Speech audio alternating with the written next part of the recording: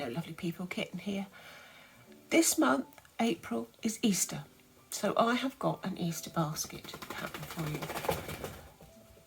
It has a huge amount of uses. It's a brilliant little basic storage pot.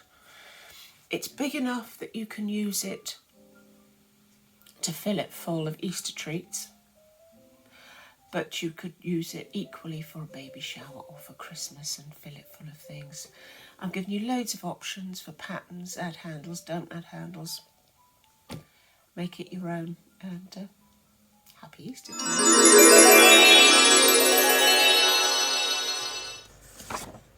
I've got a rough working of my pattern.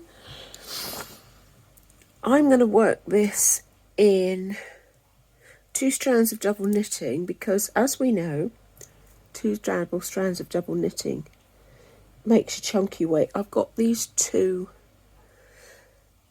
yellows, and I think it would make quite an interesting tweedy straw colour effect. So I'm going to work those 2 together. They'll be Supremes,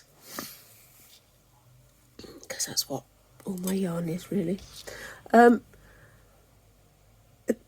written the pattern for 5mm. I've only got one 5mm needle and about 7 5.5mm needles. I have no idea how that happened.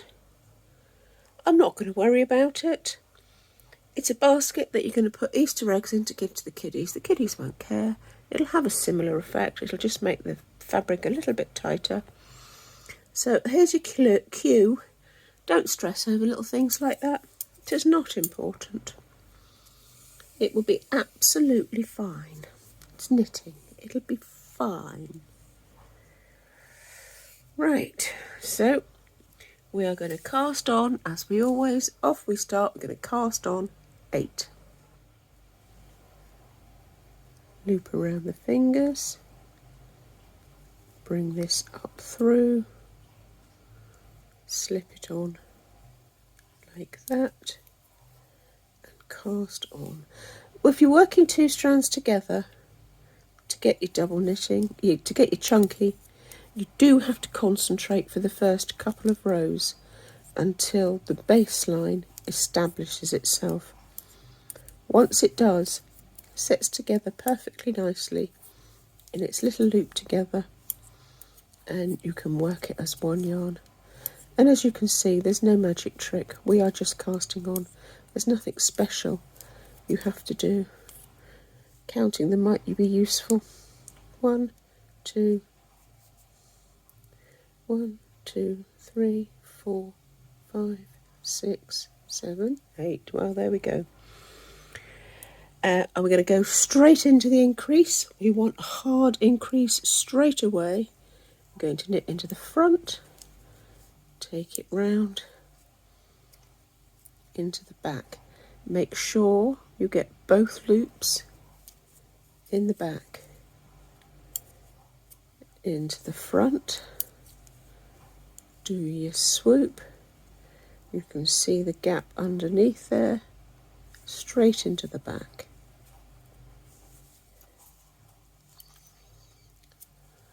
Front. I love these patterns that look like you can do weird things, like when you make a basket shape, or if you do the fern pattern that's wavy. You know, it's a straight piece of knitting. How can you possibly make a circular base for something with straight needles? It's fascinating, that sculpting. It's absolutely fascinating. So, and once you've worked this pattern once, please feel free to mess around with it. If you want to do less increases for a smaller base for your basket, then do.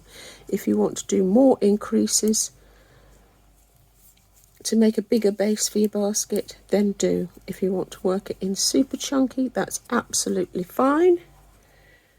We're going to purl the next row to give it a bit of breathing space. Yeah, if you want to work it in super chunky, I would suggest you work it on a 7mm or an 8. Oh, 7 probably better because it's very flexible, isn't it? Super chunky because it's so loosely spun. It's softer than most of the other yarns. So we're going to purl our little way back. If you want this pattern, I'm not going to go through every single row because this is something we do all the time. If you want this pattern, you need to be signed up to the Kitten and the Goat to get the email every month for a new pattern, and this one will sit on the website for a while so that people that see this can catch up and get on the email list and not miss out next month's pattern. So we put a little bit of breathing space around there. Yeah. Do those two colours separately, that yellow really screams at you, but actually, you know, that's going to be really pretty, isn't it? So we're going to carry on the same way that we always do. Knit front back, knit 1, purl. Then we're going to do knit front back, knit 2, knit 3, knit 4. So we're gradually spacing out the increased stitches. It grows the shape into the circle. So I'm going to carry on with that until I get to where I want my base to be. Look at that effect. Isn't that fun? I like that, it's really nice. Increasing like that makes a really nice pattern up the bottom. Beautiful. When you get to the end of your decreasing, you want to work 3 purl rows. You want to work 1 to finish the pattern. You want to work 1 here so it shows on the outside that has a functional purpose. And then you work 1 to start your stocking stitch pattern off. Now this will push that like that. It will make it go like that. It will give you a firm line around the base of your basket, your pot, so that it sits nice and flush on the top. It's just a little trick. If you want a more rounded shape, if you don't want that crisp look, then work a knit row instead, so it's all the same, and you'll get a more rounded bottom. Then you start working up for your sides. Work your sides however deep you want. If you just want to make a little tray for trinkets, then work that much and cast off. If you want to make a deeper basket or a deeper basket, then just keep working up until you've got enough that you want. Once you've worked one, it's great fun to be able to play with a pattern in it. You could make stripes. You could work it in knit so it's all textured. You could put a band of moss stitch. Looks really, really effective. It kind of, there's a brand that does that. They make plain ceramics, but they put a crusted band in gold round it. You could do that kind of thing. That'd be really smart. You could get a motif and work a motif on it. Anything you like. This is so versatile, this pattern. Make as deep as you want. We're going to do that next. This is how deep I'm going to make my basket. I am actually going to store stuff in it. I know what I'm going to use it for. We're going to put a picot edge on the top. Picot edge is very pretty. It's really, really, really simple. Okay. Works for any number of stitches on the edge of anything. Trust me, this is fine. Right. Knit 2 together. Yarn forward.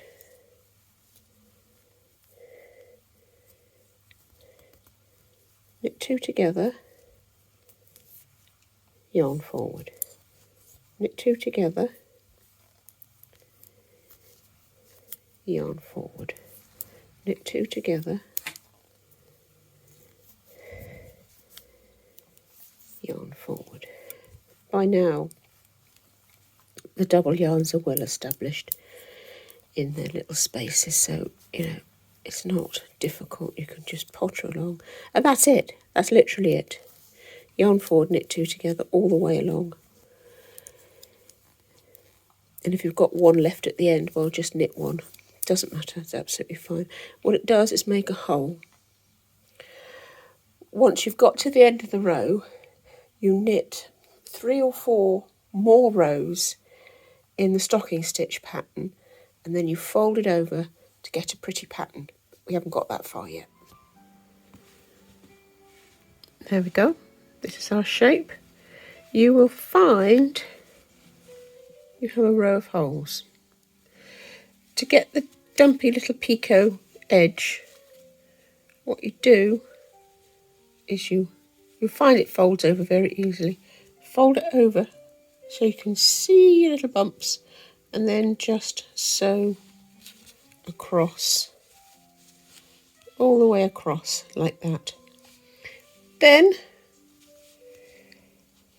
sew down your basket